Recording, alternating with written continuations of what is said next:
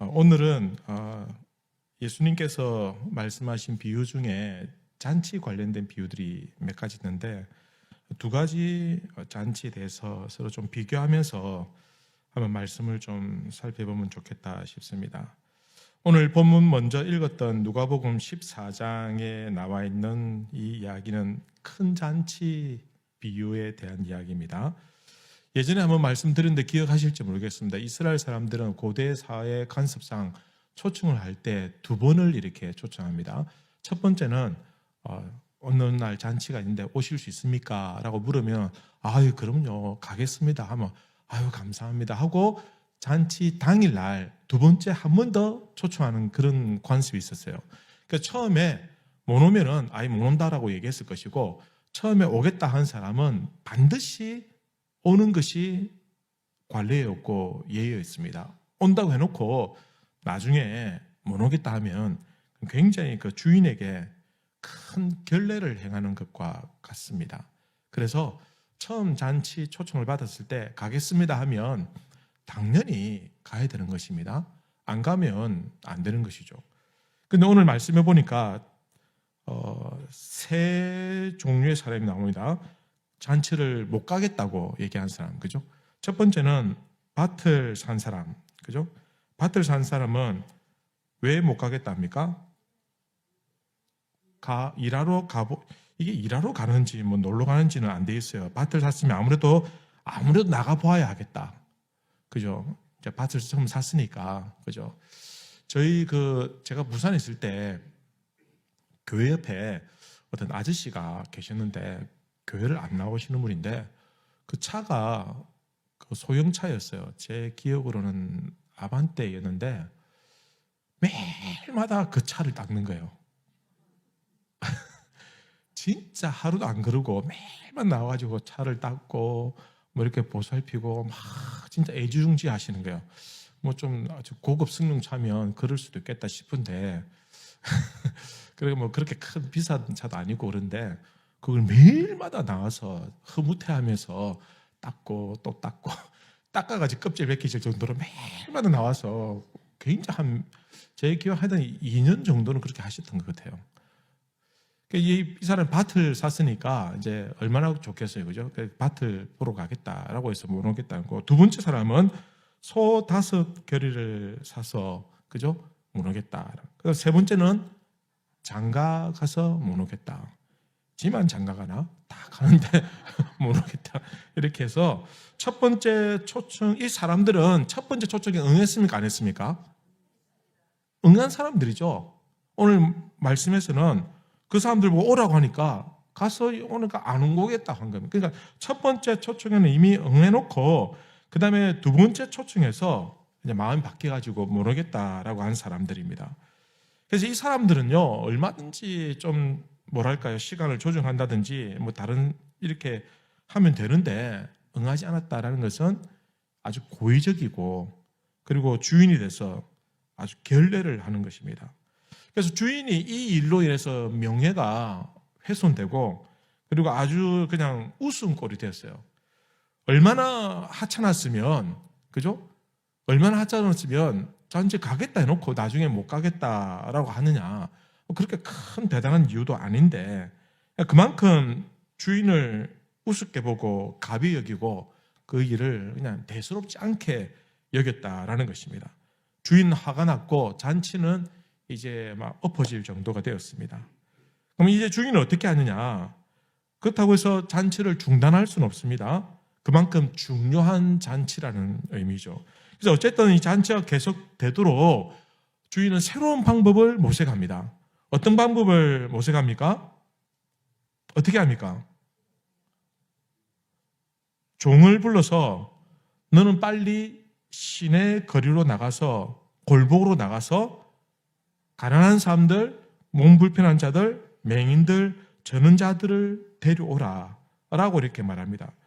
그래서 첫 번째 잔치에 초청했던 사람들은 어떤 사람들일까요? 좀 아는 사람일까요? 모르는 사람일까요? 좀 아는 사람이겠죠. 그리고 자기 잔치를 빛내고 격을 높이기 위해서는 어떤 사람들을 부를까요? 좀 사회적으로 덕망 있는 사람, 좀 뭐랄까요? 좀 자기 품이나 자기의 격에 맞는 사람들, 그런 사람들을 불렀겠죠. 그렇지 않습니까? 당연히 그렇게 했겠죠. 그런데 그 사람들이 안 오겠다고 하니까 두 번째 불러들이는 사람들은 어떤 사람들입니까? 저는 사람들, 그죠? 가난한 사람들. 이 사람들은 자기 격이 안 맞는 사람들이에요. 처음부터 잔치의 대상자들이 아니었어요. 그리고 그 당시에 두 분을 초청하는 것이 관리였다고 한다면 이 두 번째 초청하는 사람들은 어떤 사람들입니까? 이 첫 번째 초청을 생략하고 두 번째 바로 데려오는 것이니까 이 주인 입장에서는 자기의 그 관례를 완전히 깨트려버리는 파격적으로 그죠? 깨트려버리고 이 사람들을 초청하는 겁니다. 자기가 사회적인 그죠? 신뢰를 가질 수 있는 사람들을 참석시켜야 되는데 오히려 저런 사람들, 병든 사람들, 가난한 사람들, 맹인들 이런 사람들을 데려왔으니 자기가 가지고 있었던 그 잔치에 대한 기준들 이런 것들을 포기하고 내려놓고 그리고 그냥 막 밖에 나가서 이런 사람들이 할지라도 무조건 데려오느라 라고 이렇게 말하는 겁니다. 자신의 이 잔치 귀중하고 소중한 포기할 수 없는 잔치인데 굉장히 파격적으로 하는 겁니다. 그렇지 않습니까? 여러분 예수님께서 이 이야기를 들려주셨어요. 예수님께서 이 비유를 들려주실 때 이미 예수님의 잔치는 어떻습니까? 예수님께서 식탁 교제를 많이 자주 하셨잖아요. 그죠? 사람들을 불러서 같이 먹고 또 가르치고 병을 고쳐주시고 하는데 예수님의 식탁의 교제는 어떠했을까? 예수님의 식탁의 교제는 이미 파격적이었어요. 예수님은 사회적으로 덕망이 있거나 좀 지위가 있거나 좀 잘 사는 사람들, 좀 배운 사람들, 좀 누가 봐도 격이 있는 사람들, 이 사람들은 안 부르고 누구를 부릅니까? 죄인들, 세리들. 그 당시에 그냥 막 사람들이 상대도 하지 않는 그런 사람들을 불러서 식탁의 교제를 나눈 거예요. 예수님이 이 비유를 하신 이유가 뭡니까? 지금 주인의 마음이 지금 예수님의 마음이라는 겁니다. 예수님께서 이 잔치를 통해서 이미 예수님께서 그 당시의 관례들 파격적으로 깨트려버리고 그 다음에 예수님께서는 이미 식탁의 교제를 할 때는 정결법이 있는데 손을 씻고 그저 음식을 먹는다든지 그리고 죄인들은 초청하면 안 됩니다. 그죠? 정결법에 따라서 죄인들 이런 사람들 격을 같이 하면 안 됩니다. 근데 예수님 스스로가 이 정결법을 깨트려버리고 이 사람들을 세리들, 죄인들, 병든 사람들 이런 사람들 불러서 같이 밥을 먹고 식탁의 교제를 나누고 있다라는 것입니다. 그러니 이미 예수님의 잔치는 파격적이고 그리고 이 잔치로 말미암아 대적자들에게 충분히 비난의 대상이 되는 공격의 대상이 되는 그런 빌미를 만들어 주시고 있다라는 것입니다. 사실 이 주인의 잔치를 누가 망쳤습니까? 주인이 망쳤습니까? 초청받은 사람이 망쳤습니까? 초청받은 사람들이 망쳤죠. 예수님의 식탁의 교제는 바리새인들이나 유대인들이 볼 때 예수님이 이상한 사람 저는 보여. 저런 사람이 다 있냐? 저런 죄인들하고 왜 밥을 먹느냐? 저거는 정결법도 지키지 모르냐? 뭐 엉터리다. 뭐 성경을 가르치고 뭐 랍비 같이 놀라운 뭐 천국 복음을 가르치는데 근데 어떻게 저렇게 할 수 있냐? 라고 비난하였지만 그러나 잔치를 망친 사람은 주인이 아니라 초청받은 사람인 것처럼 예수님의 식탁의 교제도 망친 사람들은 누구냐면 예수님도 아니고 그리고 전원 자들, 병든 자들, 죄인들도 아니고 그 잔치를 비난하는 사람들. 원래는 자기들이 예수님 앞에 나와서 그 잔치에 응하고 예수님과 함께 앉아서 음식을 먹고 예수님 가르침을 받고 이렇게 해야 되는 거예요. 그러나 예수님의 초청을 그들은 거부하고 비난하고 그래서 예수님께서는 이런 죄인들과 같은 사람들을 불러들여서 그들과 함께 식탁의 교제를 새롭게 하는 겁니다. 그래서 주인이 이 잔치를 완전히 새로운 잔치로 만들어 버린 것처럼 예수님께서도 이 땅에 오셨을 때 마땅히 예수님을 환영하고 영접해야 될 그 유대인들과 바리새인들과 서기관들과 대제사장들은 이 잔치를 망쳐버리고 예수님께서는 그들 대신 병든 자들, 저는 자들, 죄인들을 불러서 그들에게 천국 복음을 가르쳐주시고 그들의 병을 고쳐주시고 그들에게 구원의 소망을 안겨다 주셨다라는 것입니다. 그래서 예수님의 잔치는, 이 주인의 잔치는 완전히 성격이 바뀌어져 버렸다라는 것입니다. 21절 말씀 볼까요? 같이 한번 자막 보시면 나와 있습니다. 같이 한번 읽겠습니다. 21절을 같이 한번 읽겠습니다. 시작. 종이 들어 저기 아닌데 맞습니까? 그럼 나는 뭘 보고 이렇게 했죠? 중간에서부터면 시내 거리부터, 그죠? 죄송합니다. 시내 거리와 골목으로부터 같이 읽습니다. 시작. 시내 거리와 골목에서 가난한 자들과 몸이 불편한 자들과 맹인들과 저는 자들을 데리고 하시니. 23절입니다. 같이 읽습니다. 시작. 주인이 종에게 이르되 길과 산울타리로 가서 사람을 강건하여 데려다가 내 집을 채우라. 주인이 그동안에 자신이 지켜왔던 관례를 다 깨트려버리고, 그것이 잔치를 망치는 것이 아니라 오히려 그 잔치를 새롭게 만들었습니다. 신분을 보장할 수 없는 자들이 자기 집에 들어오는 것을 허용하는 겁니다. 주인의 잔치에는 누구나 참여할 수 있습니다. 잔치의 공간도 확장되어졌습니다. 저 거리에 울타리에 나가 있는 사람들까지 다 되었기 때문에. 그리고 정결법은 불투명해졌고, 그리고 그 대상들에 대한 제약은 다 사라졌습니다. 원하지 않는 사람도 강권하여 데려다가 이 잔치에 참여하게 한 것은 굉장히 파격적입니다. 이제는 의무적으로 참석하는 것입니다. 이제 이 잔치에 참여하는 것은 선택이 아니라 당의 문제가 되는 겁니다. 누구든지 올 수 있고 누구든지 와야 하지만 초대를 거부한 사람들만 제외하고 모든 사람들은 다 이 잔치에 참여할 수 있는 겁니다.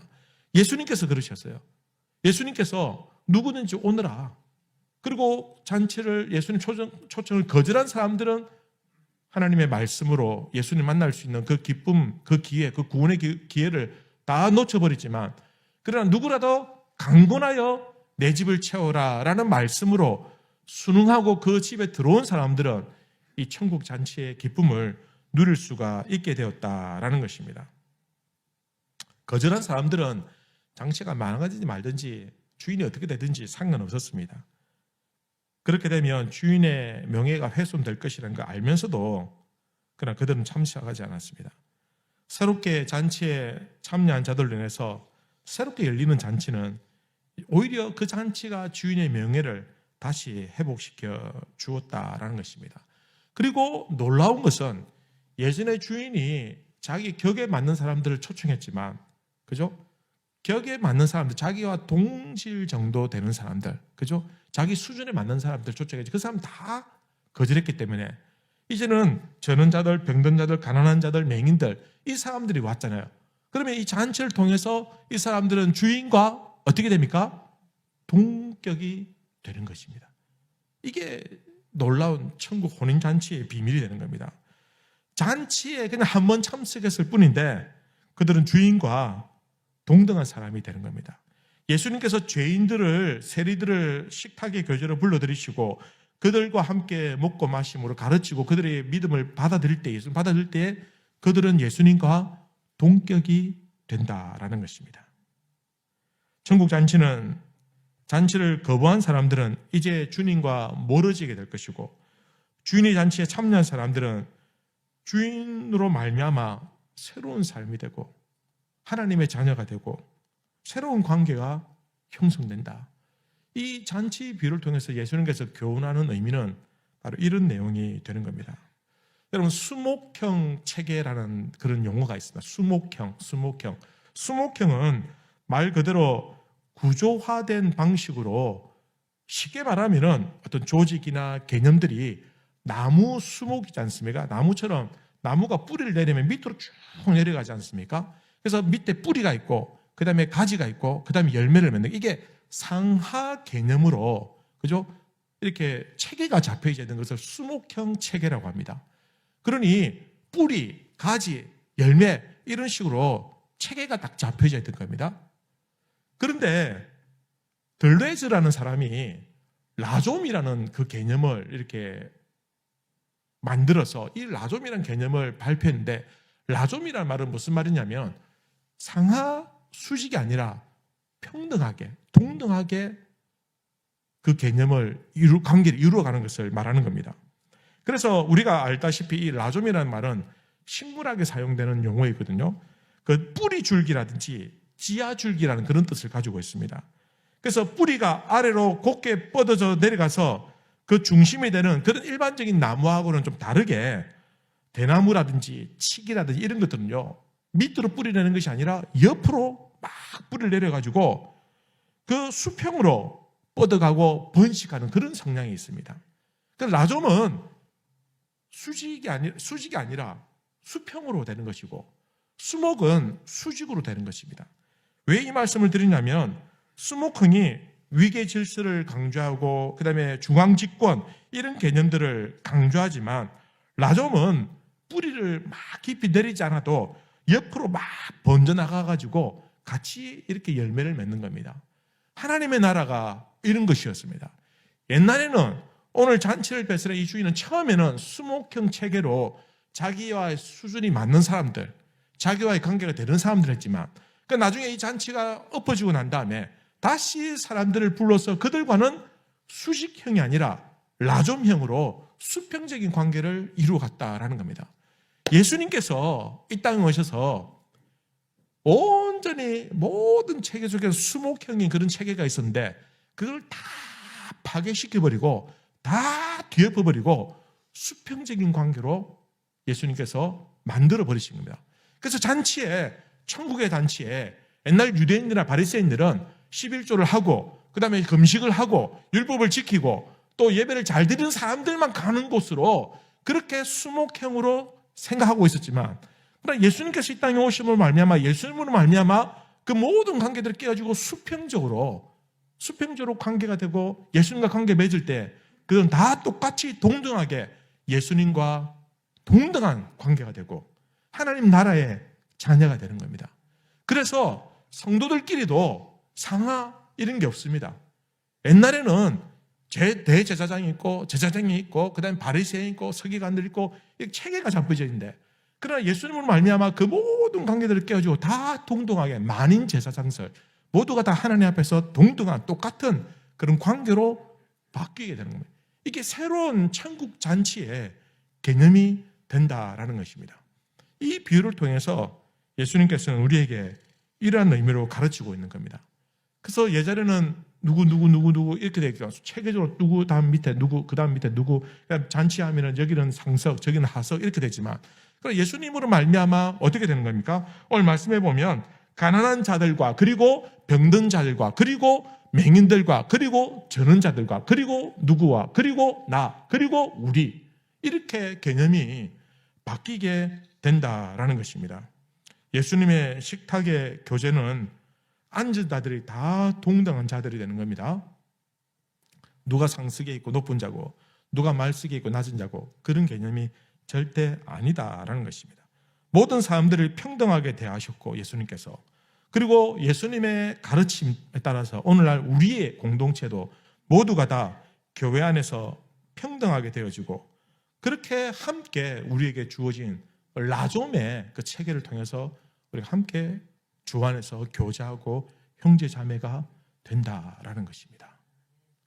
그래서 교회 안에서 우리 은퇴하신 장로님, 원로 장로님, 신무 장로님, 그리고 이제 갓 새가족 오늘 학습받고 세례받은 사람들 다 주 안에서는 동등한 관계로 우리가 하나님의 천국 잔치에 참여하게 된다라는 것이죠.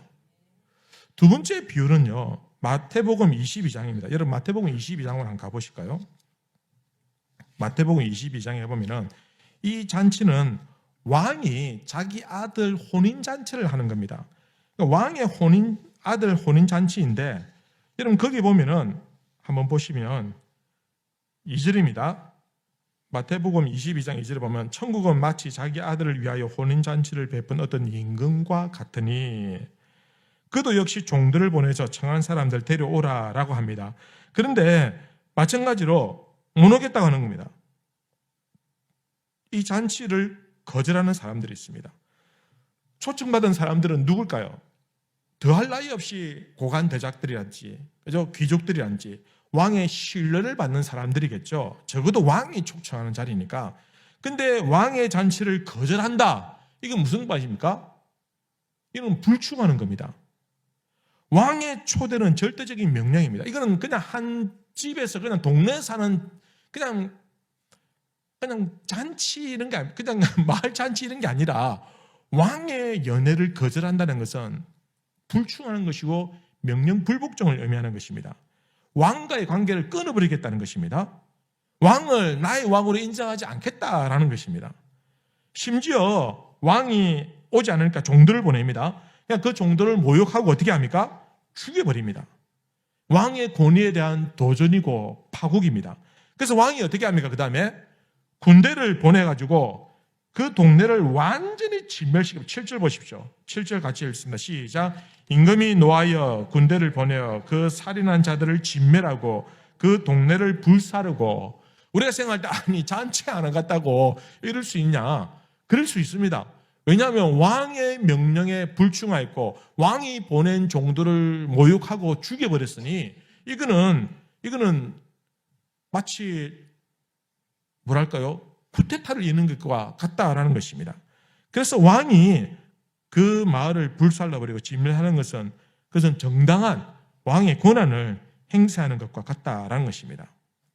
자, 이까지는 이제 비슷해요. 비슷한데, 근데 그 다음에 문제입니다. 그 다음에 왕도 자기 아들의 혼인잔치를 망치도록 내버려 두지 아니하고 다른 방법으로 이 잔치를 결국은 이뤄갑니다. 그러면 왕은 어떻게 합니까? 오늘 9절 말씀을 보시면 9절 같이 한번 볼까요? 시작. 내 거리의 길로 가서 사람을 만나는 대로 혼인잔치에 청하여 오라 한데 10절. 종들이 길에 나가 악한 자나 선한 자나 만나는 대로 모두 데려오니 혼인잔치에 손님들이 가득한지라. 여기는 악한 자나 선한 자나 아무나 그냥 닥치고 다 데려왔습니다. 다 데려왔는데 문제는 여기서 새로운 이야기가 펼쳐집니다. 11절 같이 한번 읽습니다. 시작. 임금이 손님들을 보러 들어올새 거기서 예복을 입지 않은 한 사람을 보고, 예복을 입지 않은 사람을 보고 어떻게 합니까? 그 사람을 쫓아내버립니다.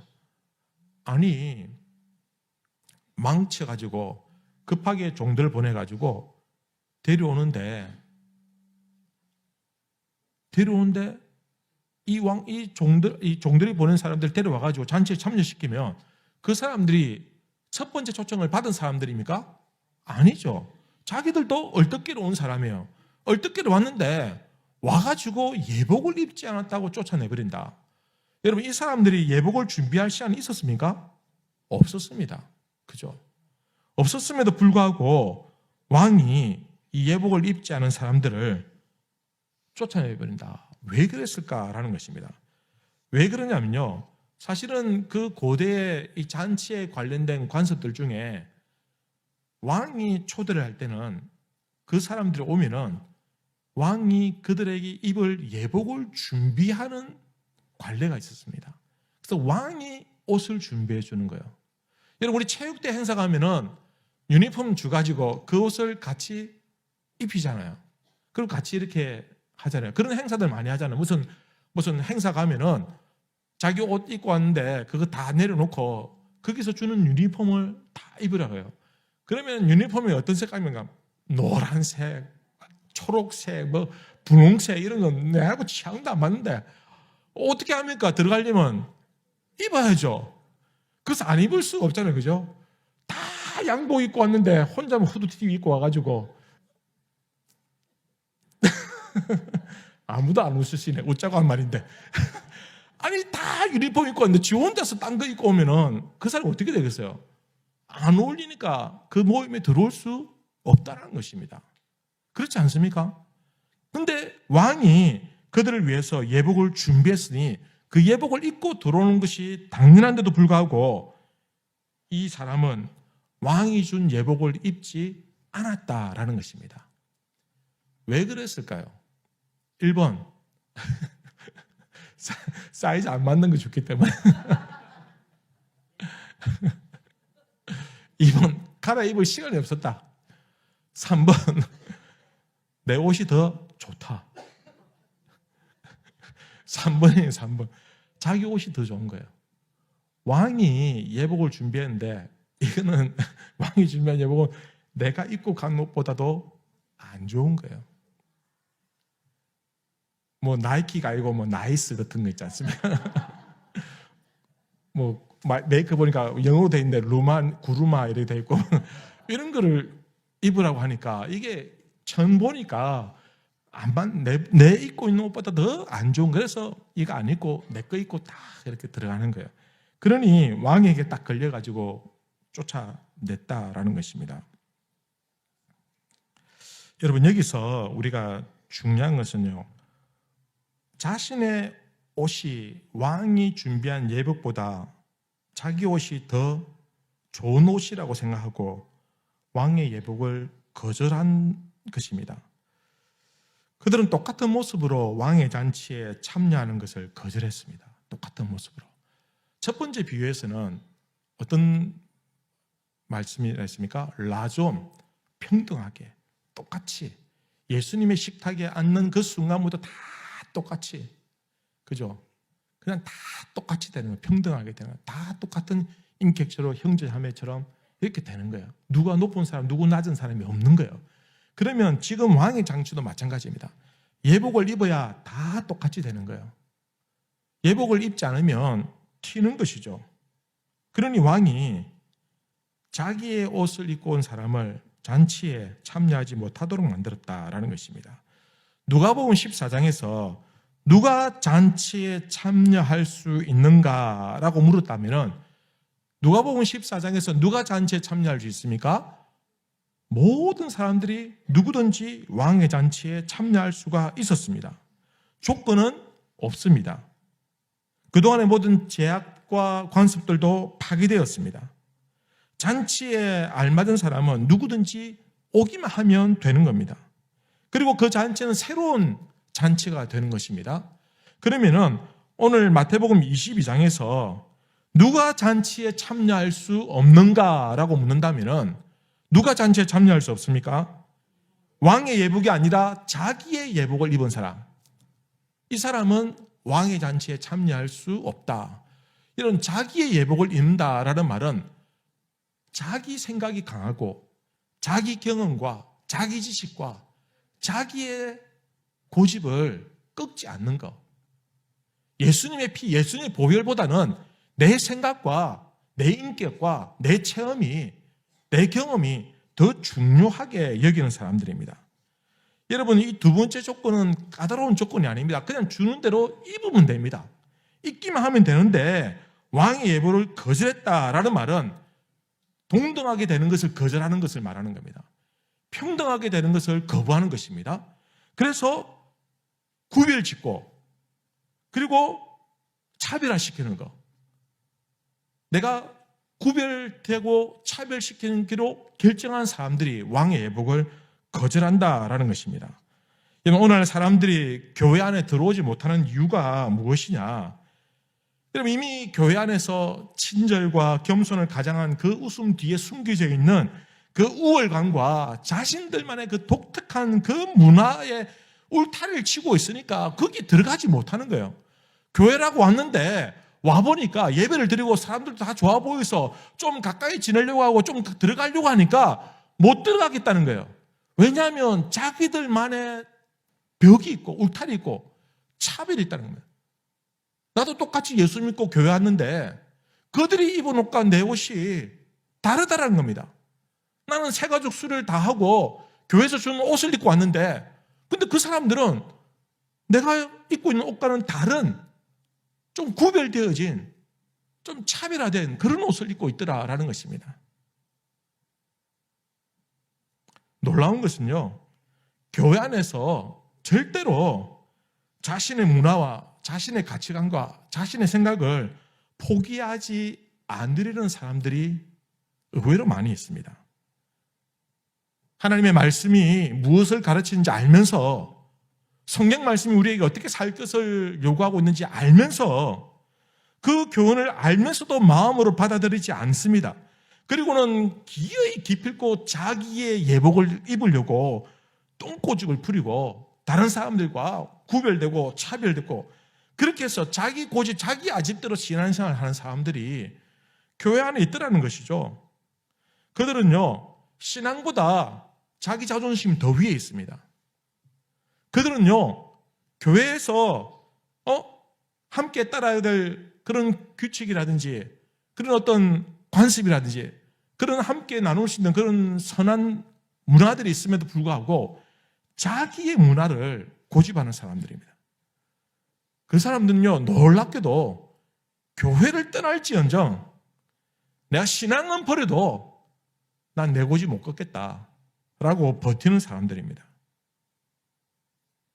그래서 교회 안에서 상처받고 상처받은 게 아니에요. 자기가 그냥 그렇게 하는 거예요, 그냥. 그래서 자기 생각과 다르다고 해서 기어이 이겨먹으려고. 그리고는 내가 여기 아니면 없느냐. 내가 교회 안 다녔으면 안 다녔지. 나는 못하겠다.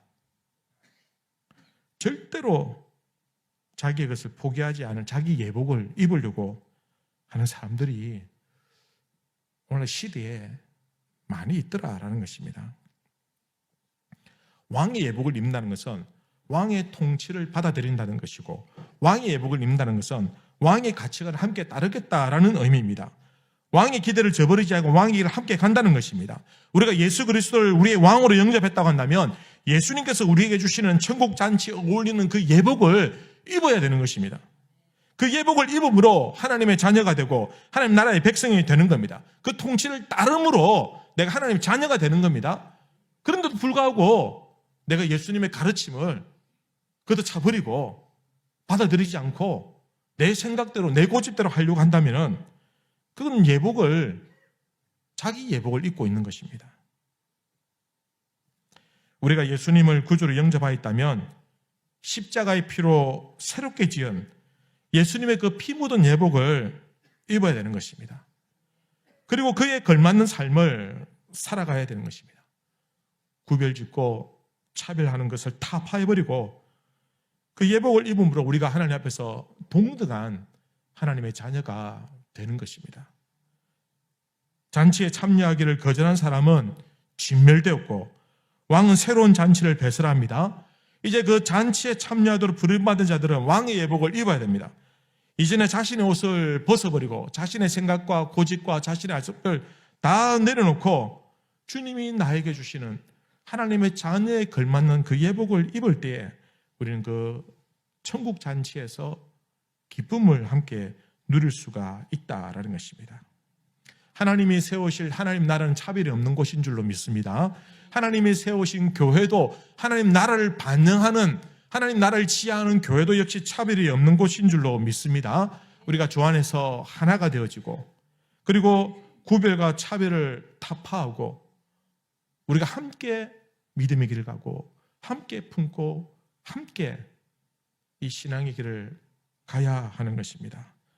여러분, 그 어느 누구도 하나님의 새로운 천국 잔치에 차별과 구별을 통해서 하나님의 나라를 더럽혀서는 안 됩니다. 쫓겨나게 될 것입니다. 오늘 우리 교회도 마찬가지입니다. 오늘날 교회도 우리가 함께 이룰 교회도 마찬가지입니다. 교회는 하나님의 천국 잔치의 예고편, 리허설입니다. 교회 안에서 자신의 예복을 벗지 못한 사람은 결국 나중에 하나님 앞에서 수치를 당하고 쫓겨나게 되지 않느냐라는 것입니다. 우리가 이룰 아름다운 천국 잔치가 열리는 그 교회가 되도록 우리 교회 안에서 서로 하나가 되고 하나님 앞에서 차별 없이 구별 없이 그렇게 함께 믿음의 길을 갈 수 있게 되길 바랍니다. 그러기 위해서는 여러분 주위를 사랑의 눈으로 잘 살펴주시기 바랍니다. 교회에서 목사와 교육자들과 또 우리 장로님들과 또 직분자들 또 새가족분들 이분들이 최선을 다해서 다 한다고 하지만 그러나 그럼에도 불구하고 놓칠 수 있고 또 그럼에도 불구하고 좀 온전히 잘 살펴드리지 못한 부분들도 있을 수 있습니다. 그러니 우리 온 성도님들이 함께 우리 주위를 잘 살피면서 누구라도 함께 믿음에 뒤처지지 않도록 격려하고 권면하고 함께 가야 되는 것입니다. 그럴 때에 그 교회가 아름다운 교회고 참 그 교회가 주님이 기뻐하시는 교회가 될 것입니다. 우리 이 일에 앞장서시는 우리 3, 4 남전도 여러분 되어 주시길 바라고, 우리 온 성도들 함께 우리 교회가 이 두 잔치 이야기를 통해서 정말 천국의 기쁨을 누릴 수 있는 그런 복된 교회 되시기를 주님의 이름으로 기원합니다.